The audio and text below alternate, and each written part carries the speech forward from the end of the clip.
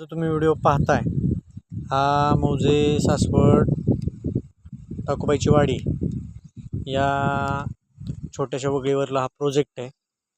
हा जो प्रोजेक्ट आहे तो पाण्याच्या हिशोबाने बनवलेला प्रोजेक्ट आहे। हे पाहू शकता तुम्ही, वरील बंधाऱ्यात एकही टिपका पाणी नाही आहे। वरील बंधाऱ्यामध्ये एकही टिपका पाणी नाही आहे, परंतु वडाजोड प्रकल्पामध्ये हा प्रोजेक्ट केल्यामुळे अशा प्रकारे पाणी तुम्हाला पाहायला मिळेल।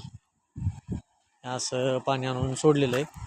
मागच्या व्हिडिओमध्ये मी पोस्ट केलेल्या मागच्या व्हिडिओमध्ये ते दाखवलेलं आहे।